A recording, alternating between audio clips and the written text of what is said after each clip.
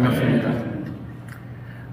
조금 전에 저 찬양을 처음 하면 우리는 예수 안에서 하나된 육사 동문입니다. 그러므로 이 시간 우리는 하나님께 영광과 감사를 드리고 선배에게는 존경을, 후배에게는 사랑을, 그리고 가족에게는 위로를 드리는 시간이 되기를 원합니다. 라고 하는 말씀이 맞습니다. 우리는 주 안에서 다 하나된 한 가족입니다. 오늘 제가 본문 말씀을 방금 읽었지만 좀 한땅에서 좀 수긍이 안 되어버진 두 문장으로 되어진 구절을 본문 말씀으로 잡아봤습니다. 오늘 본문을 보면 예수님께서 세례 요한에 대해서 여자가 낳은 자 중에 요한보다 큰 자가 없더라, 좀 엄청난 평가를 하셨습니다. 여자가 낳은 자 중에라고 하는 말씀은 모든 인간 중에라고 하는 의미입니다. 그래서 저는 예전에는 이 말씀이 이해가 좀 안 됐습니다. 아니, 구약에 뛰어난 위인들이 얼마나 많은데 그들에 비해서, 좀 죄송합니다, 고작 회개하라, 천국에 가까웠다고 이렇게 외치면서 회개의 세를 베풀고, 그리고 헤롯 땅의 불륜을 책망하다가 감옥에 갇혀서 죽임을 당한 그 세례 요한을 주님께서 왜 그렇게 믿음의 조상 아브라함보다 더 크다, 모세나 다윗이나 그 많은 선지자들보다 더 크다 라고 하는 그런 엄청난 평가를 하셨을까? 저는 오랫동안 이런 의문을 갖고 있었습니다.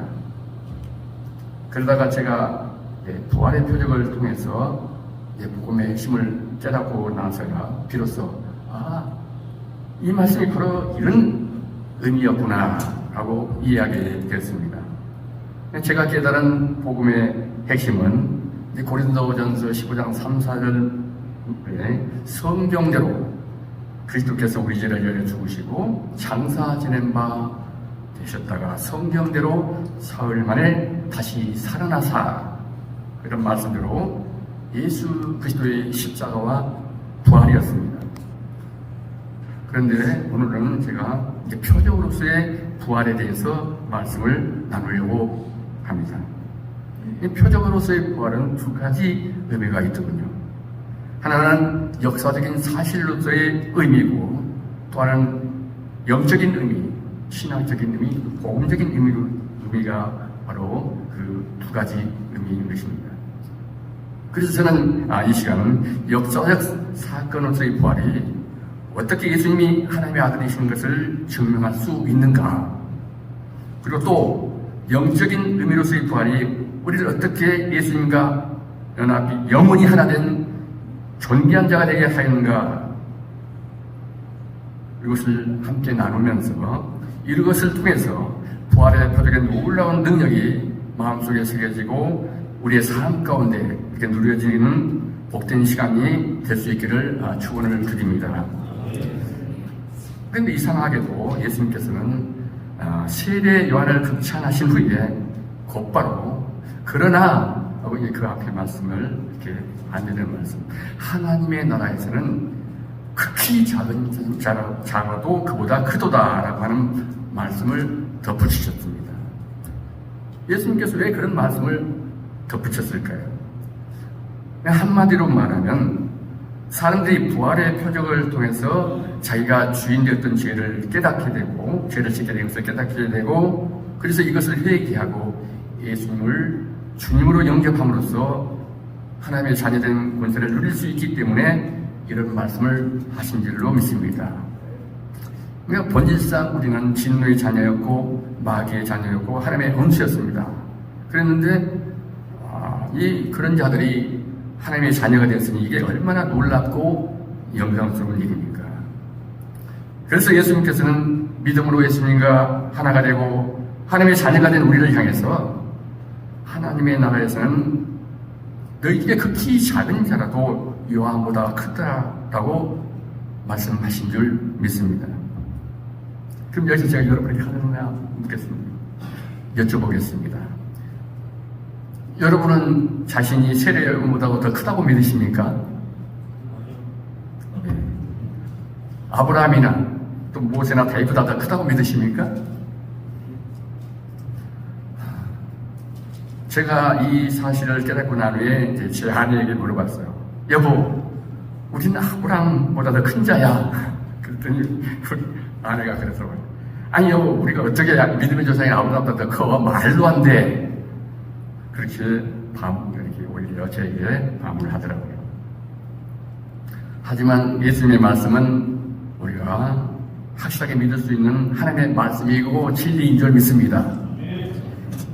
근데 사실 우리의 관점에서 이 구약에 나오는 위인들을 그 업적을 살펴보면요, 세례 요한의 업적은 별로 커 보이지가 않아요. 그런데도 예수님께서는 세례 요한을 왜 그렇게 크게 평가하셨을까요?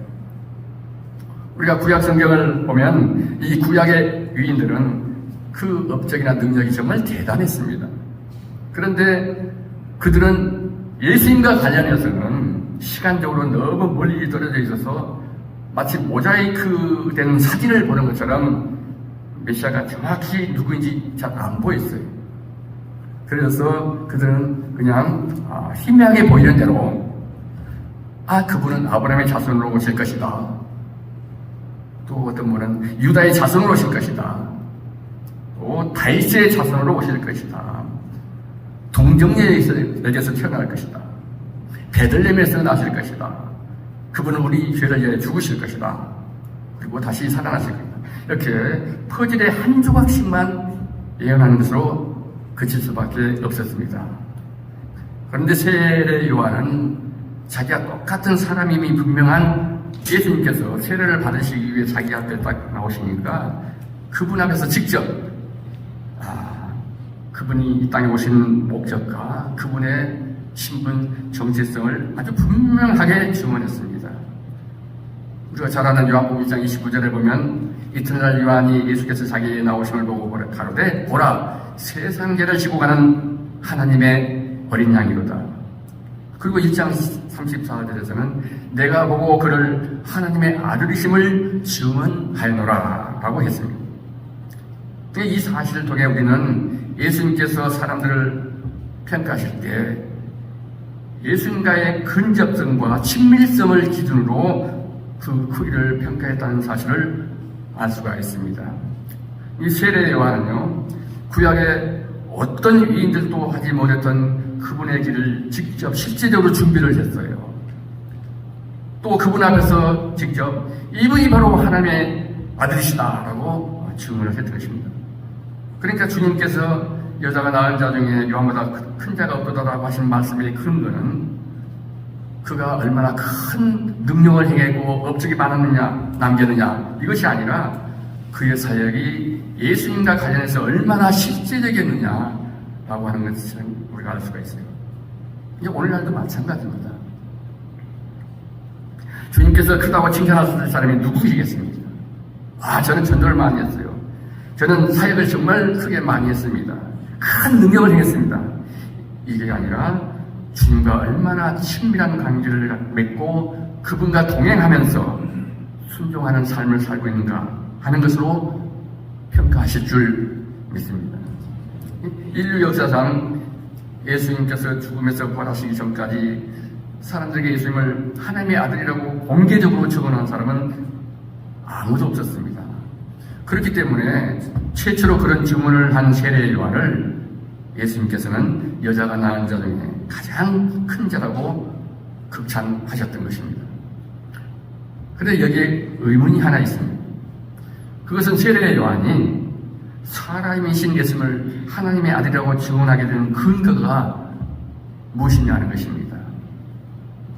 요한복음 1장 32절에서 34절에 보면 세례 요한이 예수님이 하나님의 아들이라는 사실을 확실하게 증언하게 된 근거를 다음과 같이 기록하고 있습니다. 요한이 또 증언하여 이르되 내가 보매 성령이 비둘기같이 하늘부터 내려와서 그의 위에 머물렀더라. 나도 그를 알지 못하였으나 나를 보내어 물로 세례를 베풀라 하신 그가 나에게 말씀하시되 성령이 내려서 누구 위에 머무든지 머무는 것을 누구 위에든지 머무는 것을 보거든 그가 곧 성령으로 세례를 베푸는 이인 줄 알라 하셨기에 내가 보고 그가 하나님의 아들이심을 증언하였노라.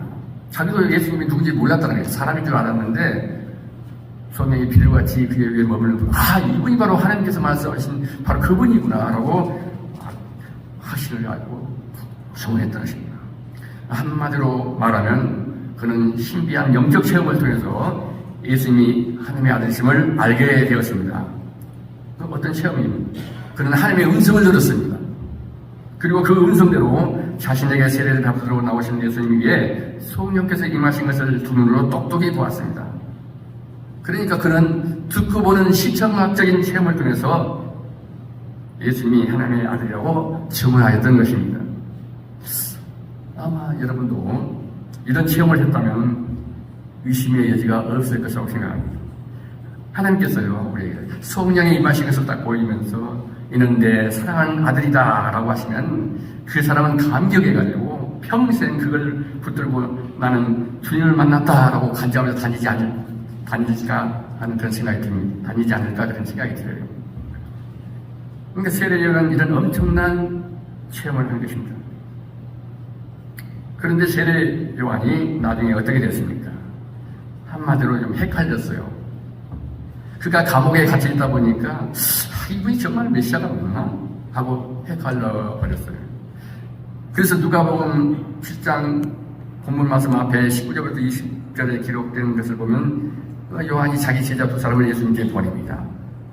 요한이 그 제자 중 둘을 불러 주께 보내어 이르되 오실 그이가 당신이오니까 우리가 다른 일을 기다리오리까 하며 가라 하라 하며 그들이 예수께 나아가 이르되 세례 요한이 우리를 보내어 당신께 여쭤보라고 하기를 오실 그이가 당신이오니까 우리가 다른 일을 기다리오리까 하더이다. 이게 완전히 헷갈린 거죠. 자기가 확실하게 보고 들은 체험이 있었는데 시간이 지나다 보니까 그게 희미해졌습니다. 자기가 기대하기로는 지금쯤은 예수님께서 자신이 메시아심을 선포하고 이스라엘 왕으로 다윗처럼 영광스러운 이스라엘 왕으로 즉위할 줄 알았는데 자꾸 이게 지체가 되다 보니까 이분이 진짜 메시아가 맞는가? 우리가 다른 분을 기다려야 되는가? 하고 헷갈리게 된 것입니다. 제가 지금 무슨 말씀을 하고 있습니까? 이 영적인 체험이 정말 놀라운 것은 사실이지만 그런 체험이 예수님이 하나님의 아들이라는 사실을 확증시켜주는 결정적인 표적은 될 수 없다는 것입니다. 여러분이 지금 이 말씀을 들으실 때 또 다른 사람들이 생각나지 않습니까? 누구신? 그들은 바로 예수님의 제자들입니다. 예수님의 제자들은 세례 요한보다 더 놀라운 것들을 정말 많이 체험했습니다. 오병이어의 기적, 그 다음에 이 장님, 그 다음에 안진병 일으키고 여러 가지 심지어 마태복음 14장에 보면 예수님께서 밤 사경, 탁한 밤에 풍랑이 있는 그 갈릴리 호수를 걸어오시니까 유령이다 하고 두려웠는데 가까이 오셔서 베드로가 말한 대로 그래 이 물 위로 걸어와라. 그래서 이 베드로가 물 위를 걷게 되니까 그들은 다들 그분을 향해서 절을 하면서 진실로 하나님의 아들이로소이다 라고 말했습니다. 마태복음 14장에 나오는 말씀이죠. 그리고 마침내 예수님께서 너희는 나를 누구라 하느냐라고 하는 질문을 하시니까 수제자 베드로가 주는 그리스도시요 살아계신 하나님의 아들이십니다 라고 하는 위대한 신앙 고백을 하게 되었고 예수님은 그런 베드로에게 엄청난 칭찬과 함께 천국의 열쇠까지 주는 그런 놀라운 복을 부어주셨습니다. 이뿐만 아니라 마태복음 17장에 보면 이제 그런 일이 있고 나서 엿새 후에 예수님께서 이 베드로와 야고보와 요한 세 제자를 데리고 높은 산에 기도하러 올라갔습니다. 그런데 기도하실 때에 갑자기 예수님이 변형이 됩니다. 그 얼굴이 해같이 빛나고 옷이 빛같이 휘어졌습니다. 여러분이 만약 그 현장에 있었던 한 사람이라고 생각해 보십시오. 얼마나 놀라운 일입니까? 그리고 더 놀라운 것은 그들이 모세와 엘리야가 나타나서 예수님과 더불어 말하는 것을 보는 것입니다. 이것은 베드로 혼자 체험하는 것이 아닙니다. 세 사람이 봤습니다. 환상은 혼자 보는 것입니다. 똑같은 환상을 한 자리에서 동시에 세 사람이 같이 보는 것은 불가능한 것입니다. 그러니까 이것은 환상이 아니라는 뜻입니다.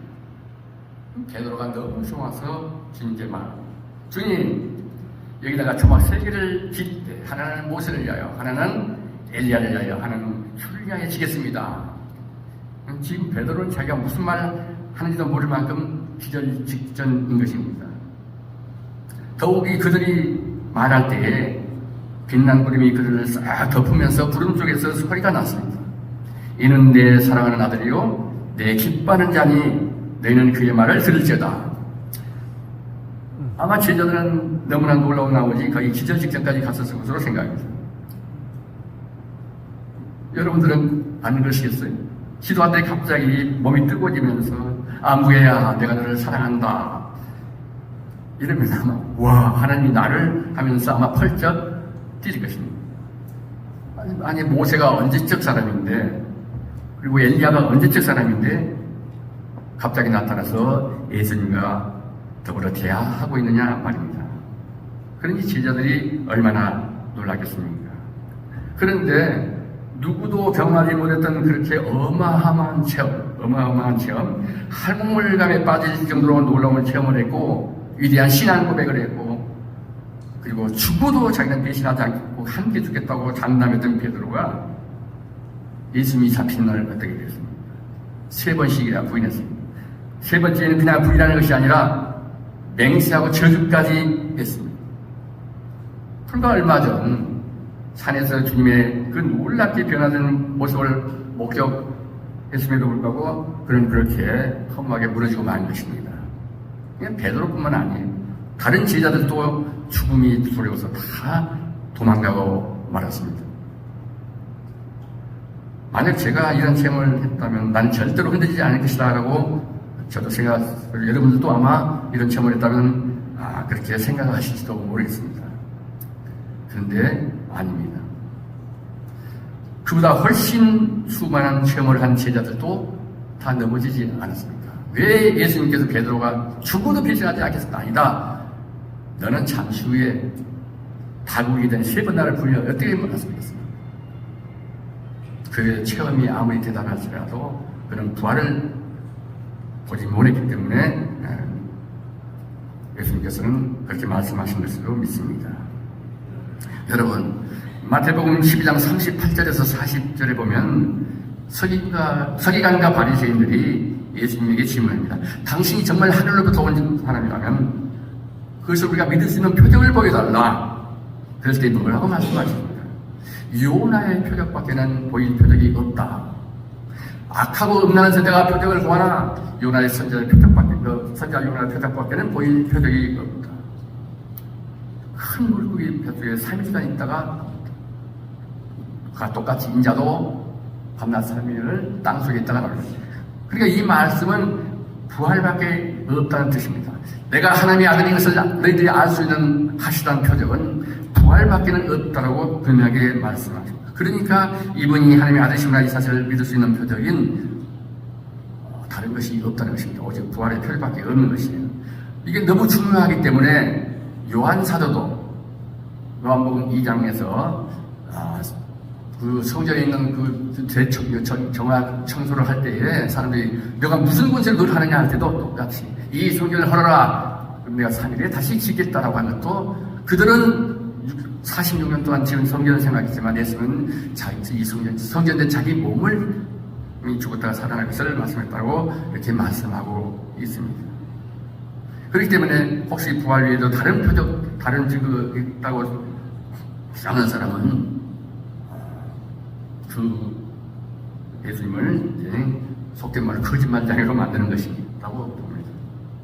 그래서 우리에게 주신 이 부활의 표적은 아브라함, 노아, 모세, 다윗, 기도원 등 구약에 기록된 기록된 어떤 이름을 대더라도 그들에게 주어졌던 표적들과는 비교가 안 되는 엄청난 표적인 것을 믿습니다. 우리는 계속 1년에 한 번씩 부활절을 맞이하고 계란 삶아보고 가니까 부활 나 알지 하고 그 사건으로서 부활 2000년 대에서의 부활하신 사건으로서의 부활은 알고 있지만 그 부활이 표적으로서 갖는 능력에 대해서는 별로 생각을 하지 않고 있는데 이것이 얼마나 엄청난 표적이라고 하는 사실을 우리가 알아야 돼요.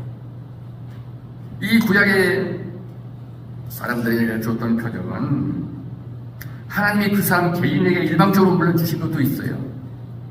그러면 대부분은 이렇게 해주시면 제가 믿겠습니다. 양털을 적게 해주시면 제가 믿겠습니다. 아니 땅이 적게 하면 믿겠습니다. 이렇게 요구해서 주신 표적들이기 때문입니다. 그리고 그런 표적들은 어떻게 보면 사전에 계획된 것이 아니라 우발적으로 된 것으로 보이기도 합니다.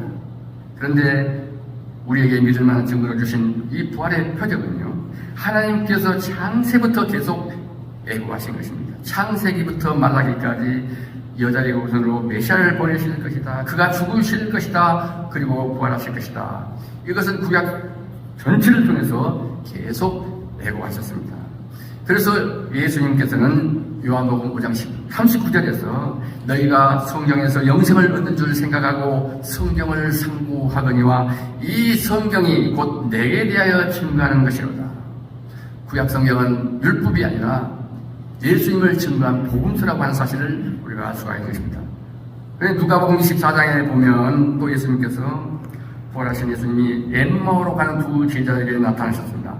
그리스도가 이런 고난을 받고 자기의 영광에 들어가야 할 것이 아니냐 하시고 죽었다가 살아나셔서 하나님의 나라에 가야 될 것이 아니냐 하고 모세와 모든 선지자의 글로 시작하여 모든 성경에 쓴 바 자기에 관한 것을 자세히 설명해 주셨습니다. 그리고 그 이후에 또 11 제자들에게도 나타나셔서 누가복음 24장 44절부터 46절을 보면 또 이르시되 내가 너희와 함께 있을 때에 너희에게 말 안 받고 모세의 율법과 선지자의 글과 시편에 나를 가리켜 기록된 모든 것이 이루어져야 하리라 한 말이 이것이라 하시고 이에 그들의 마음을 열어 성경을 깨닫게 하시고 또 이르시되 이같이 그리스도가 고난을 받고 제3일에 죽은 자 가운데서 살아날 것이다. 확실하게 말씀했습니다. 이렇게 구약에 예언된 내용을 가지고 예수는 자신이 하나님의 아들이라고 하는 사실을 제자들에게 분명히 말씀해 주셨습니다. 이 부활의 표적은 하나님께서 창세전부터 계획하시고 그리고 예수님께서 때가 되니까 오셔서 죽으시고 부활하셔서 만들어주신 것으로 우리가 확실하게 믿을 수 있는 증거인 줄 믿습니다. 그래서 사도행전 10장 30절 31절에서 알지 못하던 시대는 하나님의 허물지 아니하셨더니와 이제는 어디든지 사람을 다 명하사 회개하여 하셨으니 이는 저를 죽은 자 가운데서 다시 살리신 것으로 모든 사람에게 믿을 만한 증거를 주셨습니다 라고 말씀하신 줄 믿습니다. 이 부활의 표적은 바로 우리가 믿을 수 있는 증거로 주신 것입니다. 그러니까 이 구약 사람들이 믿었던 표적과는 비교가 안 되는 것입니다. 이 부활의 표적을 통해 믿는 사람들은 세례 요한은 물론 구약의 그 어떤 이인들과도 비교할 수 없는 가장 확실한 증거를 가지고 믿는 사람인 줄 믿습니다.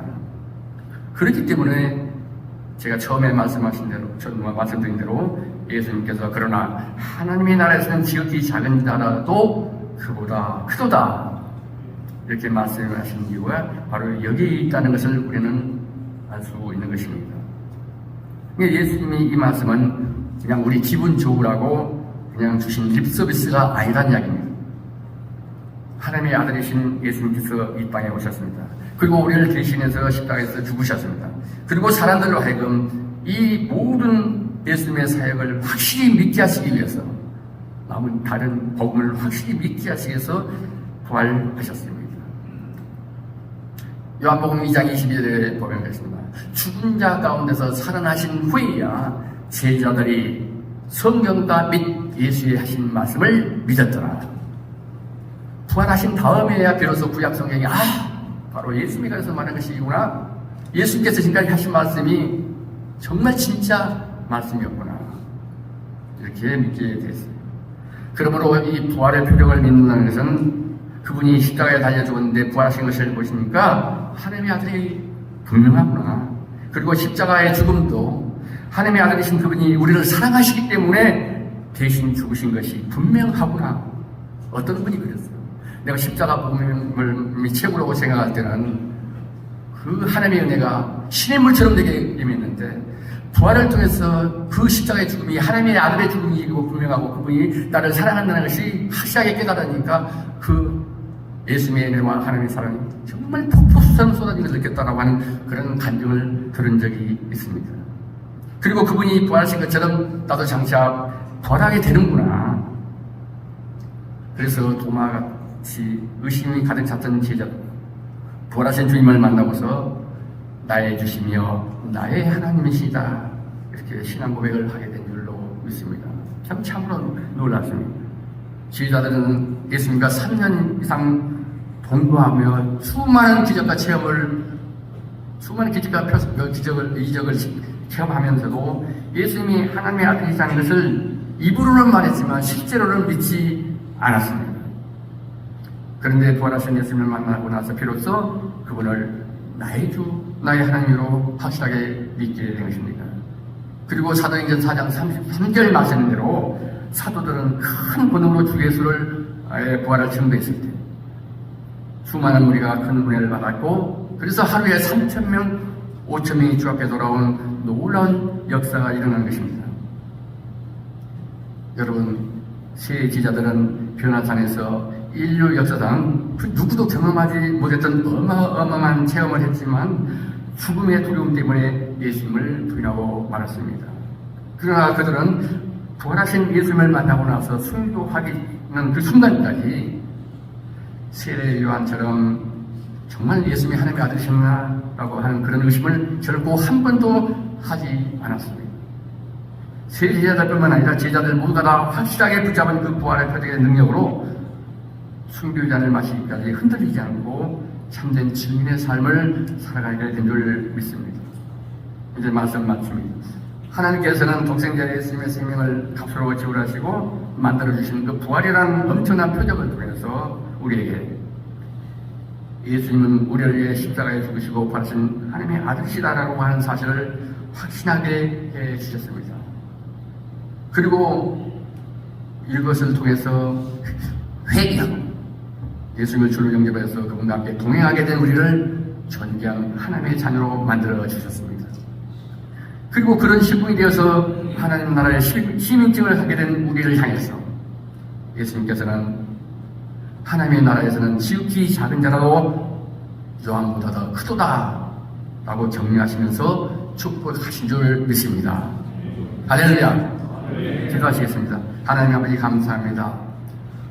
우리를 위하여 이 땅에 오셔서 십자가에 못 박혀 죽으시고 부활하셔서 정말 이 놀라운 부활의 표적을 통해서 그 십자가에 죽으신 예수님 정말 우리를 자기의 목숨을 내놓을 만큼 우리를 사랑하셨고 또 독생자를 죽음에 보내신 그 하나님의 사랑이 이렇게 엄청나다고 하는 사실 십자가의 사랑을 우리를 다시 한번 깨닫게 하시고 부활의 능력을 우리에게 다시 한번 깨닫게 하신 주님을 찬양합니다. 아버지 하나님 우리가 정말 하나님의 자녀로서 순간순간을 예수님과 동행하는 삶을 놓치지 않고 그분과 함께 더불어 살며 자나깨나 그분과 동행하면서 하나님 나라 하나님의 선하신 뜻을 이루어가는 삶이 될 수 있도록 축복하여 주시옵소서. 감사합니다. 예수님의 이름으로 기도합니다.